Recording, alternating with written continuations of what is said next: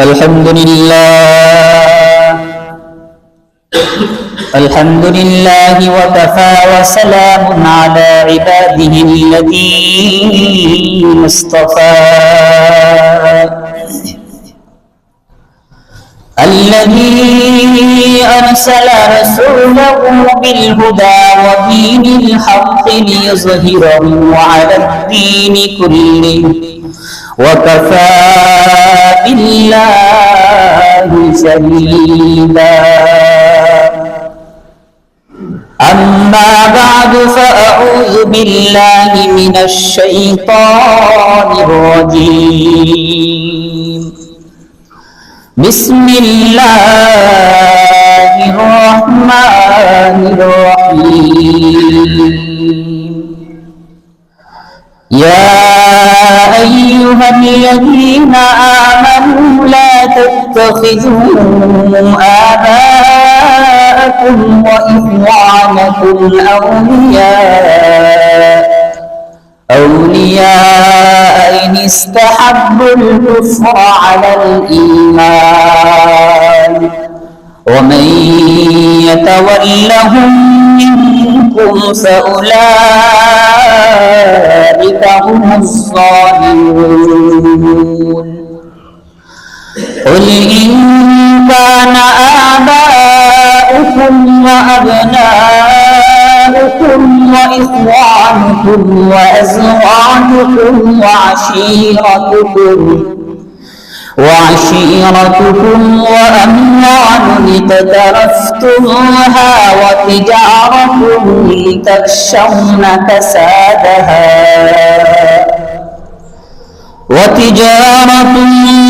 تخشون كسادها ومساكن ترضونها أحب إليكم من الله ورسوله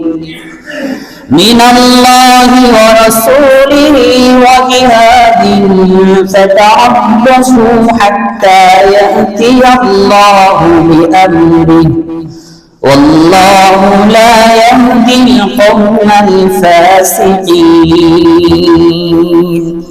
صدق الله العظيم. وقال صاحب القرآن صلى الله عليه وسلم لتنتقضن عرى الإسلام عروة أولهن نقضا الحكم وآخرهن الصلاة أو كما قال النبي عليه الصلاة والسلام. فقد قال الله سبحانه وتعالى آمرا ومخبرا للمؤمنين والمؤمنات إلى يوم القيامة إن الله وملائكته يصلون على النبي يا أيها الذين آمنوا صلوا عليه وسلموا تسليما. اللهم صل على محمد وعلى آل محمد كما صليت على إبراهيم وعلى آل إبراهيم إنك حميد مجيد. اللهم بارك على محمد وعلى آل محمد كما باركت على إبراهيم وعلى آل إبراهيم إنك حميد مجيد. আলহামদুলিল্লাহ, আল্লাহ পাকের দরবারে লাখো কোটি শুকরিয়া যিনি আমাদেরকে সুস্থ রেখে তার মহান হুকুম জমার নামাজ আদায় করার জন্য মসজিদে আসার তৌফিক দান করেছেন। সকলে দিল থেকে শুকর আদায় করি, বলি আলহামদুলিল্লাহ। সম্মানিত উপস্থিতি, আমাদের পূর্বের আলোচনার ধারাবাহিকতা অনুযায়ী আজকে আমরা আলোচনা শুনব কিয়ামতের আগে এই পৃথিবীতে যে সকল সাংঘাতিক বড় আশ্চর্যজনক ঘটনা ঘটবে সেইগুলোকে বলা হয় আলামত। অর্থাৎ কোন কাজকর্মগুলো সমাজের মধ্যে বৃদ্ধি পেলে আপনি বুঝবেন যে দুনিয়ার হায়াত শেষ, কিয়ামত চলে আসবে, সেগুলোকে আলামত বলা হয়। তো আমরা পিছনে দীর্ঘ সময় ধরে ছোট ছোট আলামত গুলো সম্পর্কে জেনেছি। সমাজের মধ্যে, মানুষের মধ্যে কি ধরনের কালচার, সংস্কৃতি, বাসা বাঁধলে ইসলামের নিদর্শন গুলো মানুষ থেকে দূরে চলে গেলে পরিস্থিতি কেমন হবে, সেই সকল আলামত গুলো আমরা আলোচনা শুনেছি। আজ থেকে আমরা কিয়ামতের বড় আলামত গুলো সম্পর্কে আলোচনা শুনব। কিয়ামতের বড় আলামতের মধ্যে একটি আলামত হলো, আপনারা প্রথম বিশ্বযুদ্ধের ইতিহাস পড়েছেন, দ্বিতীয় বিশ্বযুদ্ধের ইতিহাস পড়েছেন। এই পৃথিবীতে চূড়ান্ত ভাবে তৃতীয় বিশ্বযুদ্ধ সংঘটিত হবে কিয়ামত সংঘটিত হওয়ার আগে। এই তৃতীয় বিশ্বযুদ্ধে শুধুমাত্র একটি দেশ নিয়ে যুদ্ধ হবে না, বরং পুরো পৃথিবীতেই জাতিগত যুদ্ধ হবে। মুসলমান আর অমুসলিম, মুসলমান আর কাফের, এই দুটি জাতির মধ্যে, সম্প্রদায়ের মধ্যে যুদ্ধ সংঘটিত হবে।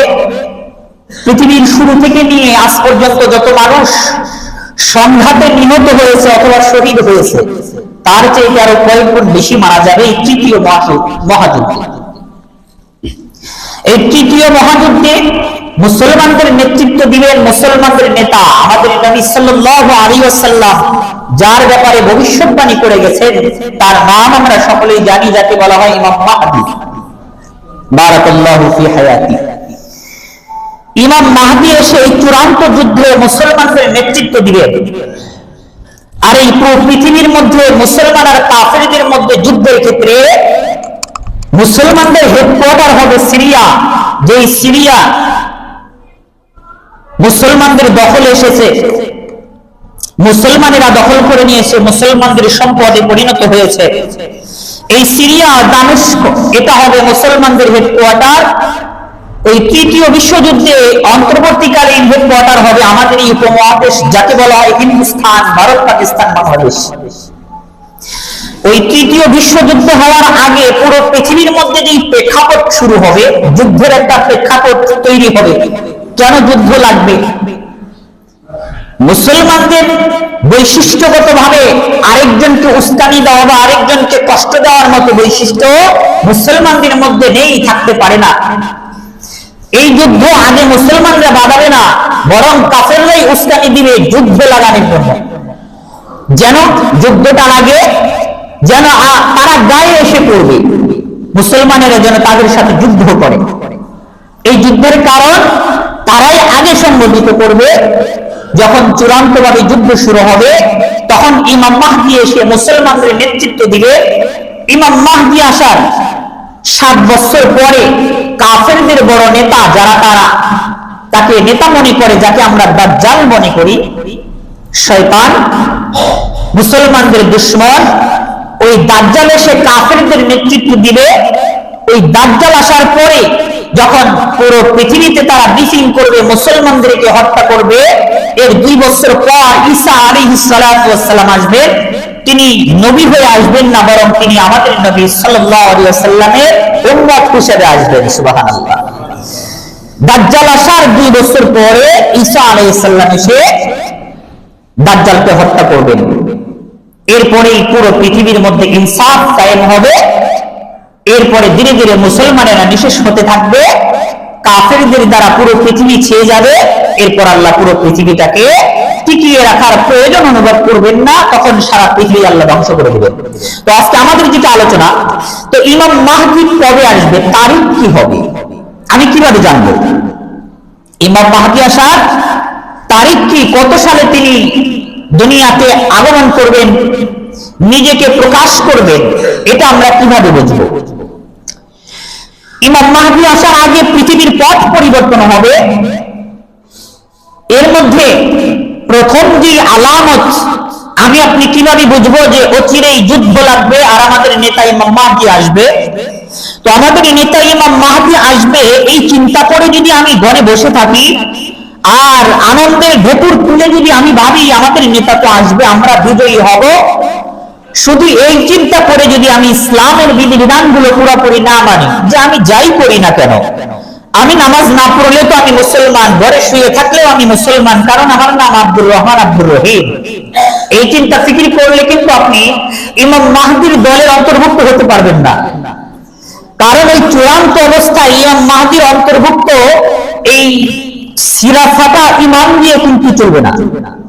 যাদের ইমান মনে করেন তাদের ব্যবসা বাণিজ্য তাদেরকে নামাজ থেকে বিরত রাখে, অমুসলিমদের সংস্কৃতি তাদের স্বভাব চরিত্র, তাদের কাছ থেকে টাকা খাওয়ার লোভ আমাকে নামাজ থেকে বিরত রাখে, ইসলামী নিদর্শনগুলো মানার ক্ষেত্রে বাধা দেয়, এই পচা মার্কা ইমান দিয়ে কিন্তু দাজ্জালের হাত থেকে বাঁচা যাবে না, ইমাম মাহদির দলের অন্তর্ভুক্ত হওয়া যাবে না।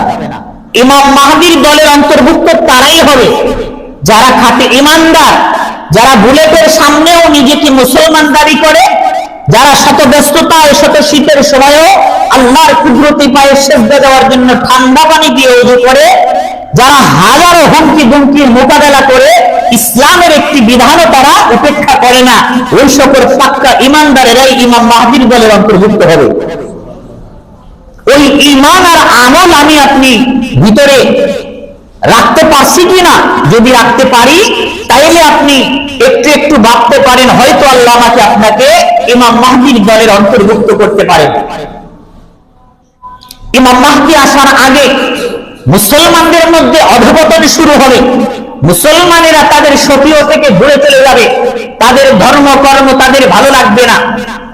ইমাম মাহদি আসার আগে মুসলমানদের সংস্কৃতি তাদের চরিত্র নষ্ট হতে থাকবে, তারা তাদের ধর্মীয় মূল্যবোধ তাদের মধ্যে হ্রাস করাবে না, তারা ধীরে ধীরে ধর্ম থেকে দূরে চলে যাবে।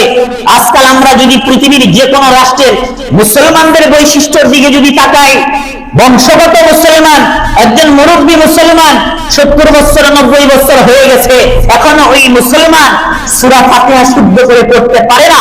এটার দ্বারা কি বোঝা যায় না এই মুসলমানের ইসলাম থেকে দূরে চলে যাচ্ছে?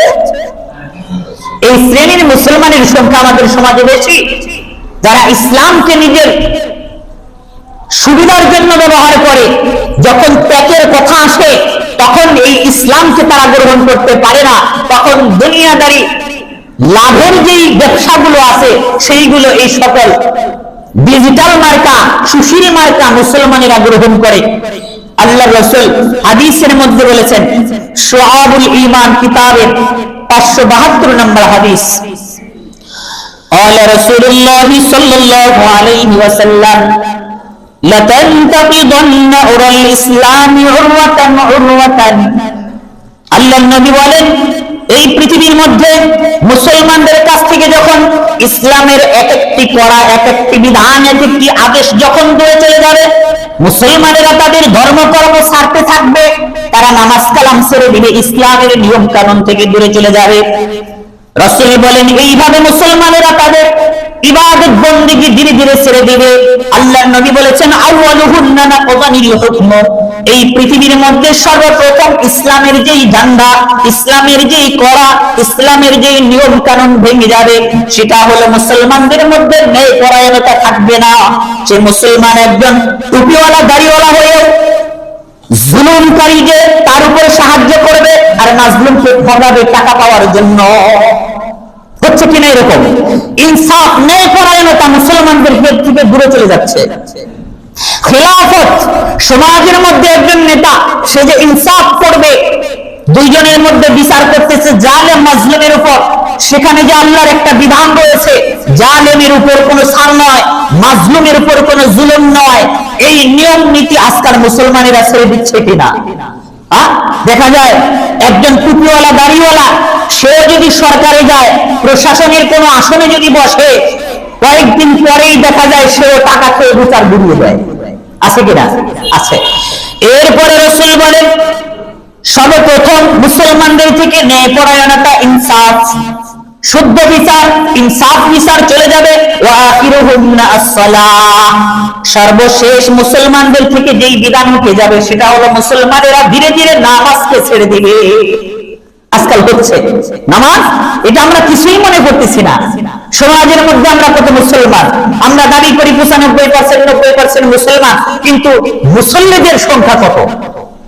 মুসল্লিদের সংখ্যা গুনতে গেলে শুধুমাত্র শুক্রবারী নামাজি যারা আছে এদের সংখ্যা শুক্রবারে বোঝা যায় একটু বেশি, 5 ওয়াক্ত নামাজি 5% হবে কিনা সন্দেহ আছে।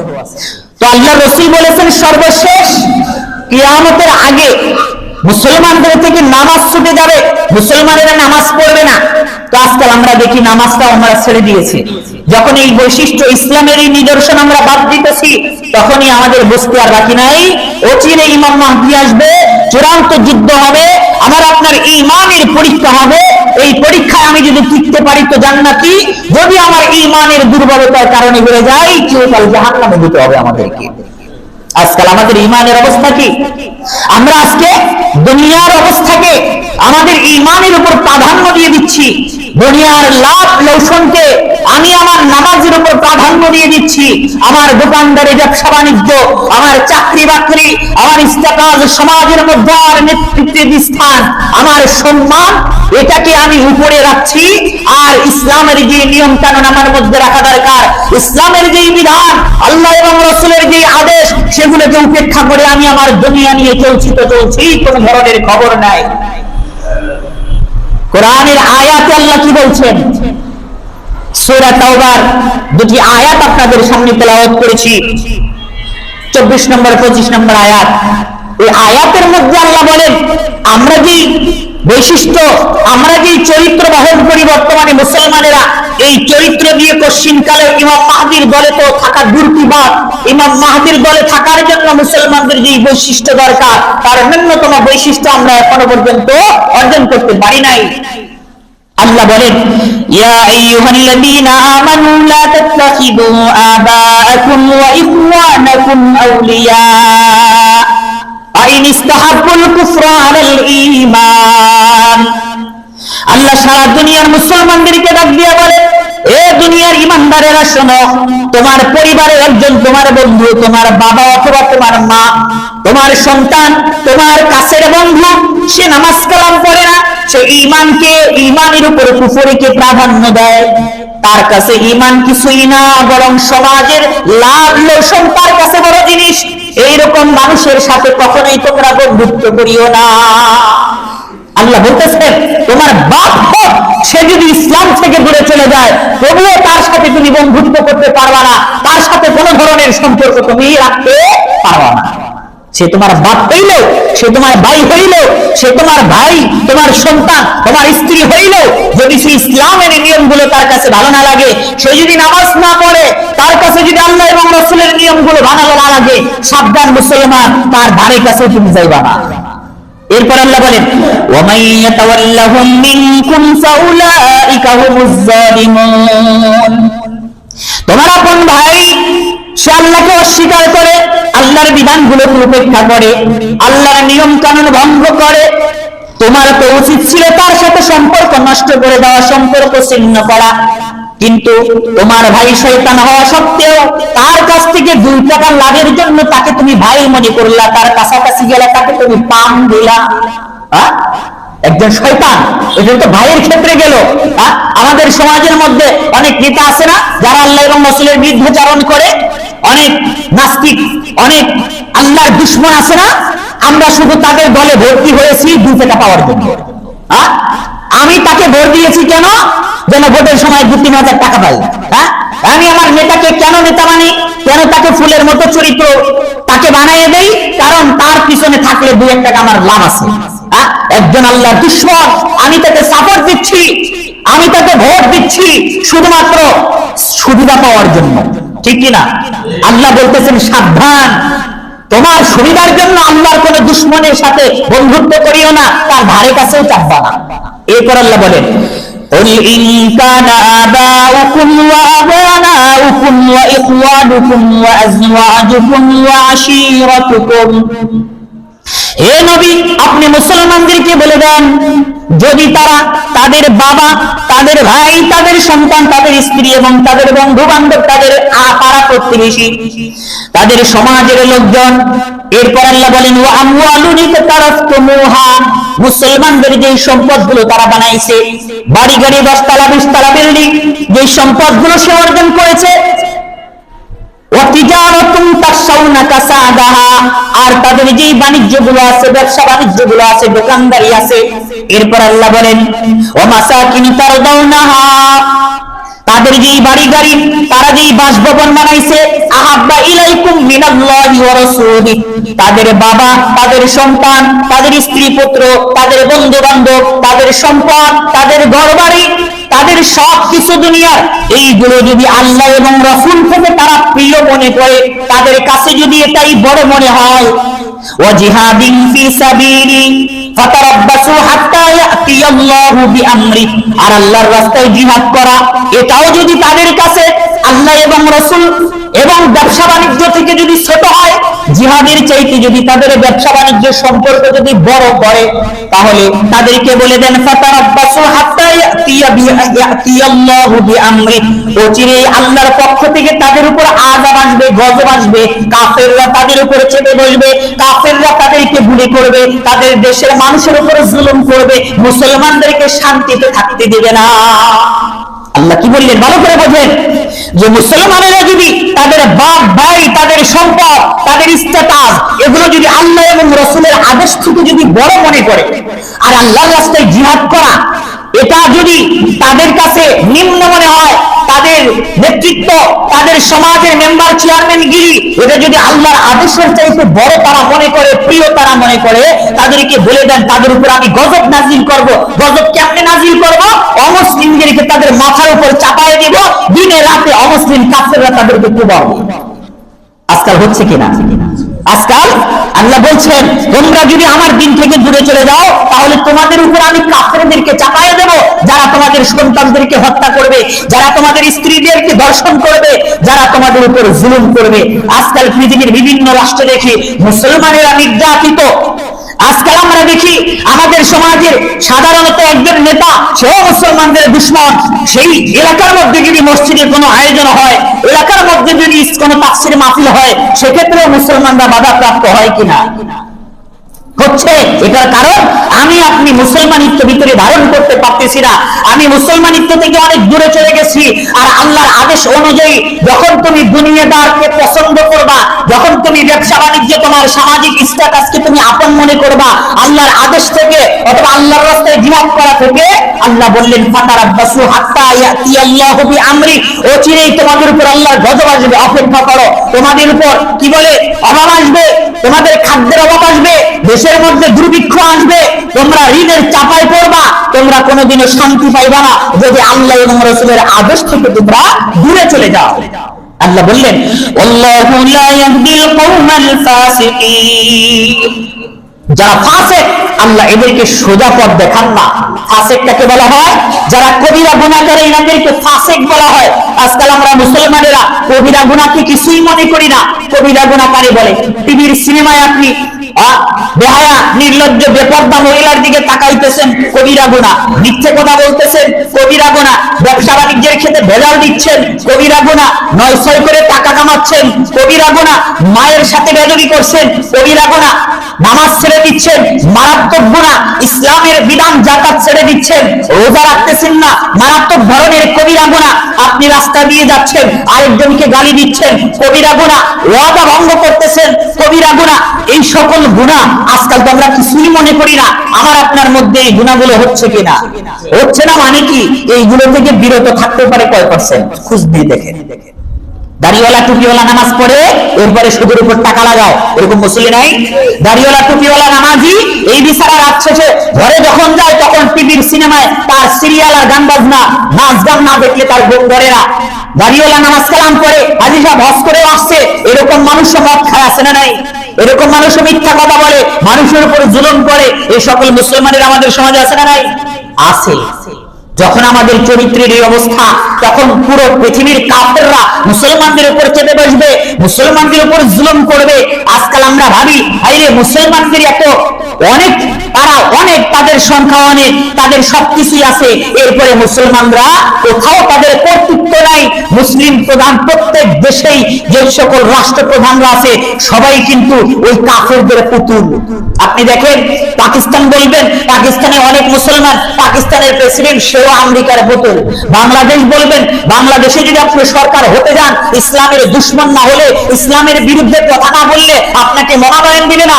ইসলামের বিরুদ্ধে যত বেশি কথা বলতে পারবেন, ইসলাম থেকে যত দূরে চলে যাবেন, প্রগতিশীল হবেন, মুসলমানদের নিয়ম কানুন নিয়ে যত কটূক্তি করবেন, আপনার আসন পাকাপোক্ত, আপনাকে মনোনয়ন দেওয়া হবে। কারণ আপনি ইসলাম কোবাইতে পারবেন। বাংলাদেশে ইসলাম যে বেশি কোবাইতে পারবে, সেই ক্ষমতায় আসবে, সেই সরকার প্রধান হবে। আপনার কি মনে হয় বাংলাদেশে ইসলামী দলগুলো ক্ষমতায় আসবে? আসবে না। এমন দলই ক্ষমতায় আসবে যারা ইসলাম কোবাইতে পারবে।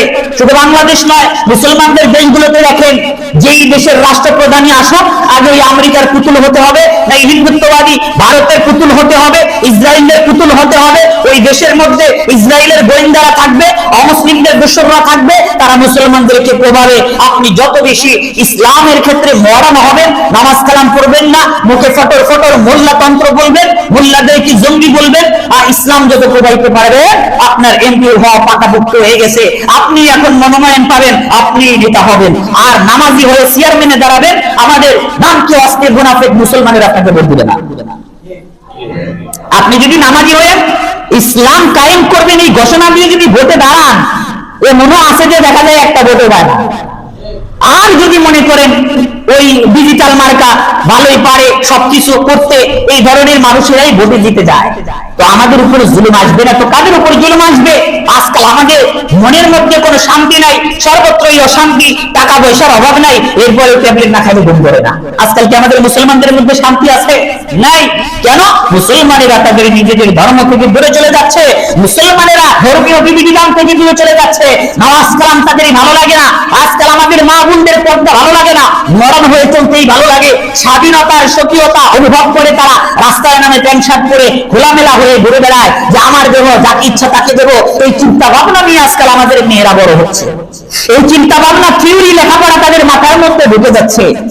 তো এই হলো একটা প্রেক্ষাপট।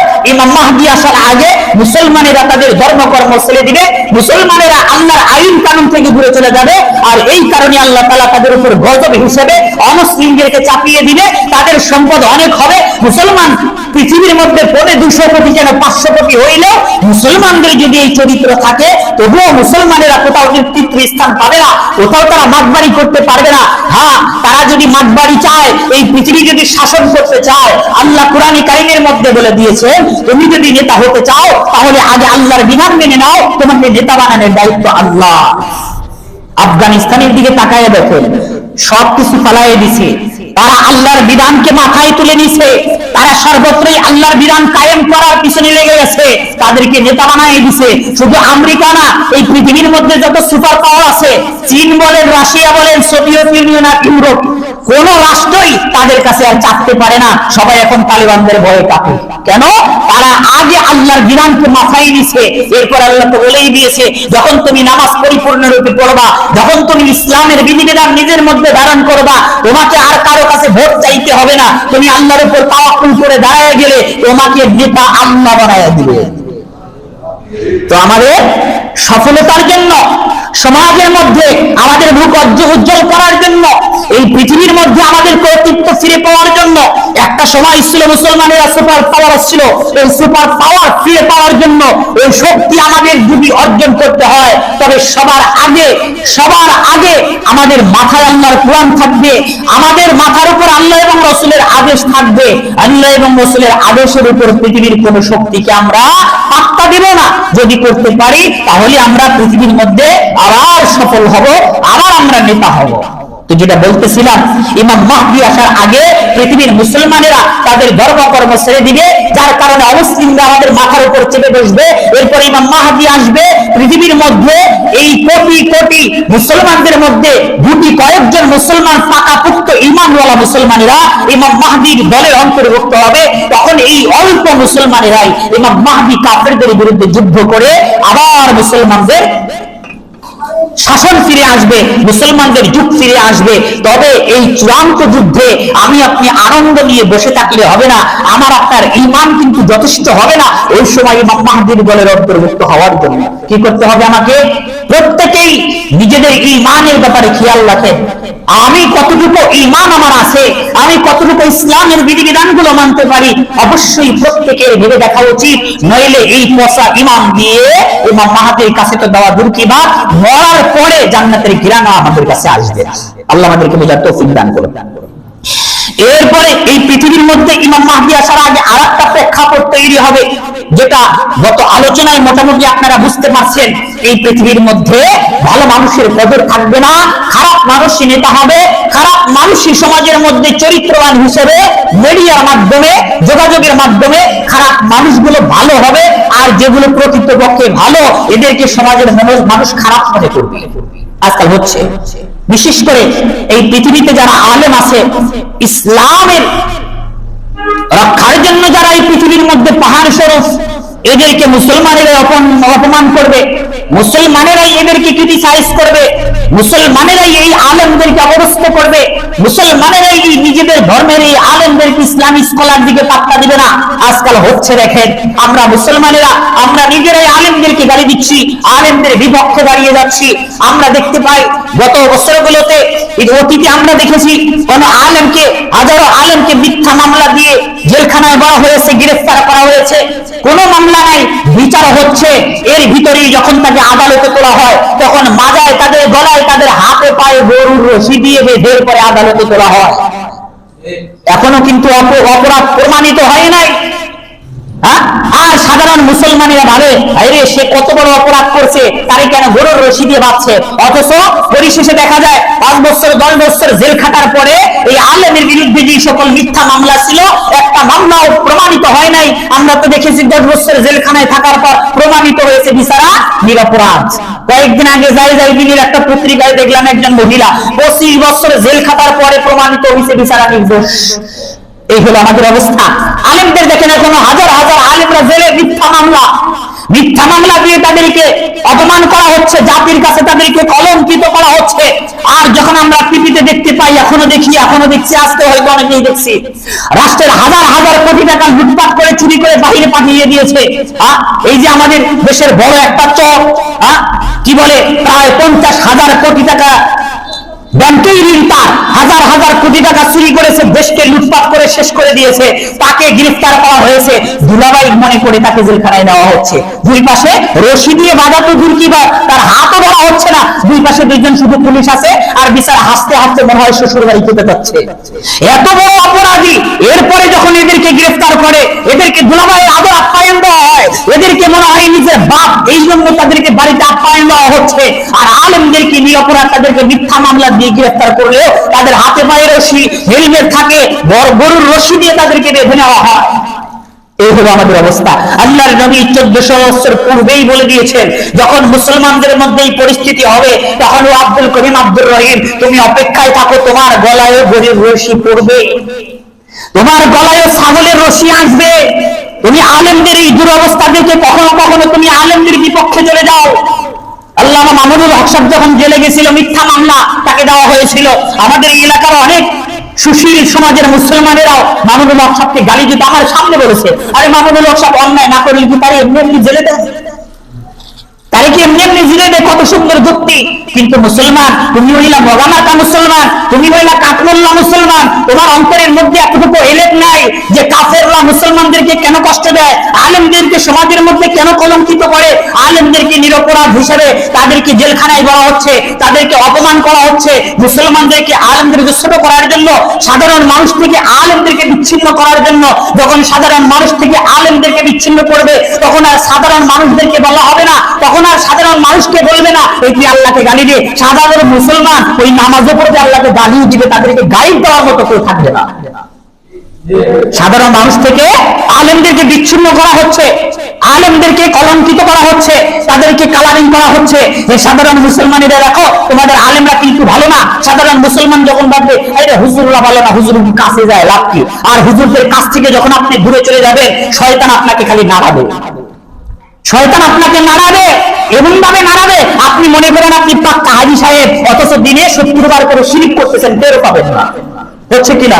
কয়জন মুসলমানরা আমরা আগে জানতাম পূজায় যাওয়া শিরক, কয়জন মুসলমানেরা আমরা যাইতাম পূজার ওখানে শুভেচ্ছা জানাওয়া শিরক, যখন আলেমদেরকে থেকে বিচ্ছিন্ন করা হবে, আমি আপনি মুসলমান হয়েও ওই মূর্তি পূজায় যাব, সেখানে সেজদা পর্যন্ত দেব, মাজারে গিয়ে বাবাকে সেজদা দেব, আল্লাহকে গালি দিলেও মনে করবো না যে এটা বিবাহ। এই কারণে সাধারণ মানুষ থেকে আলেমদেরকে বিচ্ছিন্ন করার জন্য পুরো পৃথিবী জুড়ে যেই বিছানায় ইসলামের একটু বেশি প্রচার প্রসার করে তার বিরুদ্ধেই ষড়যন্ত্র হয়, যেই বিছানায় ইসলামকে সুন্দরভাবে উপস্থাপন করার চেষ্টা করে, মুসলমানদের মধ্যে দাওয়াতি কাজ করে, ওর বিরুদ্ধেই মুসলমানেরা লেগে যায়। মুসলমানের তো লাগে না, ওই ইহুদি খ্রিস্টানদের যে দালালেরা আছে, এরা মিডিয়ার মাধ্যমে হোক, বিভিন্ন ভাবেই হোক, সামাজিক মাধ্যমে হোক, সাধারণ মুসলমানদের অন্তরের মধ্যে বিষ ঢুকায় দেয়। আলেমদের বিরুদ্ধে তুমি নড়াচড়া করো।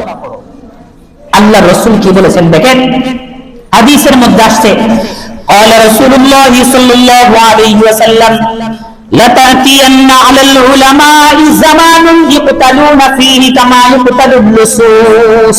আল্লাহ নবী বলেছেন এমন একটা জামানা আলেমদের ক্ষেত্রে আসবে, আলেমদের কপালে এমন একটি যুগ আসবে যে সময় আলেমদেরকে হত্যা করা হবে চোর হিসেবে। কি বলছেন আল্লাহ রাসূল? চোরের মতো করে তাদেরকে বাঁধা হবে, অপরাধীর মতো করে তাদেরকে জেলখানায় ভরা হবে, মিথ্যা মামলা দিয়ে তাদেরকে মারাত্মক পর্যায়ের অপরাধী হিসেবে সমাজের মধ্যে তোলা হবে। আরে আল্লাহ রাসূল বলেন ফায়ালাইতাল উলামা ফায়াউমা ইদিন তাহানাকু, ওই দিন যদি আলেম বিচারা আলেম না হয়ে যদি জালেম হতো, ওই দিন যদি আলেম হয়ে যদি স্বাভাবিক মানুষের মতো চলাফেরা করত, ওই সময় যদি আলেম না হয়ে মানুষের মধ্যে ইসলাম প্রচার না করত, ওই বিচারা আলেম হয়েও যদি আলেমের মতো চলাফেরা না করত, তাহলে কতই না ভালো হতো। সব আলেমদেরকে কিন্তু ওই জালেমরা বন্দী করে না, আপনি খেয়াল করবেন, সব আলেমদেরকে কিন্তু ওই ইহুদিরা টার্গেট করে না। আপনি আলেম হইছেন, মরান যদি হইতে পারেন, কথায় কথায় যদি পশ্চিম আদর্শগুলোকে বাস্তবায়নের ফতোয়া দিতে পারেন, আপনি আলেম হইছেন, আপনার ভিতরে ইসলামের নিয়ম কানুন নাই, আপনি আলেম হইছেন সুদ খান ঘুষ খান, আপনি আলেম হইছেন টিভির পর্দায় দেখে সারাদিন নাটক সিনেমা দেখতেছেন, আপনি আলেম হইছেন অমুসলিমদের সাথে বন্ধুত্ব করতেছেন, আল্লাহর কসম ইহুদি খ্রিস্টানরা আপনার ভুলেও কিছু বলবে না, আপনারা কিচ্ছু বলবে না। আপনি যখন মানুষের মধ্যে দাওয়াত দিবেন, আপনি যখন মানুষের মধ্যে সত্য কথা বলবেন, আপনি যখন মানুষকে শিরক থেকে মুক্ত করবেন, আপনি যখন অমুসলিমদের সাথে ঘেঁষার ক্ষেত্রে আপনি মুসলমানদেরকে সতর্ক করবেন, আপনি যখন মুসলমানদেরকে নামাজের কথা বলবেন, আপনি যখন নামাজের কথা বলবেন, জিহাদের কথা বলবেন, মুসলমানদেরকে যখন আপনি অ্যালার্ট হতে বলবেন অমুসলিমদের বিরুদ্ধে, তখনই আপনার বিরুদ্ধে গ্রেফতারি পরোয়ানা জারি হবে, তখনই আপনার বিরুদ্ধে চুরির মামলা দিবে, তখনই আপনার বিরুদ্ধে ধর্ষণের মামলা দিবে, তখনই আপনার বিরুদ্ধে মিথ্যা চুরির মামলা দিবে, আপনার বিরুদ্ধে বিভিন্ন ধরনের মামলা দিয়ে আপনাকে জেলে নেওয়া হবে। কিন্তু আপনি যদি মরান হন, আপনাকে কেউ ডিস্টার্ব করবে না। কিন্তু মরান হলে আপনি একটা আলেম হইবেন না। প্রকৃতপক্ষে আলেম হতে হলে যদি অমুসলিমরা আপনার উপর রাগান্বিত থাকে, তাইলে আপনি প্রকৃতপক্ষে আলেম। যেই আলেমকে দেখে, কবিরা বলেছেন, যেই আলেমকে দেখে অমুসলিমরা জ্বলে সেই প্রকৃত আলেম। আর যেই আলেমকে দেখে অমুসলিমরা তাদের বিয়ের মধ্যে আমন্ত্রণ জানায়, যে আলেমকে দেখে অমুসলিমরা যে আলেমদেরকে তাদের ইনভাইট করে তাদের অনুষ্ঠানগুলোতে, যে আলেমদেরকে অমুসলিমরা কাফেররা প্রমোট করে, বলে এক নাম্বার আলেম, এই বিচারাই বেশি বড়, ওই বিচারা প্রকৃতপক্ষে আলেম না, সে জালেম। বাইরে আলেম হলেও ভিতরে তলে তলে ইহুদি খ্রিস্টানদের দোষর। কিন্তু যে আলেমের প্রতি কাফেরদের রাগ থাকে, যে আলেমের প্রতি ইসলাম বিদ্বেষীদের রাগ থাকে, যার উপর ইসলাম বিদ্বেষীরা উঠে পড়ে লাগে, ওই বিচারাই প্রকৃতপক্ষে আলেম।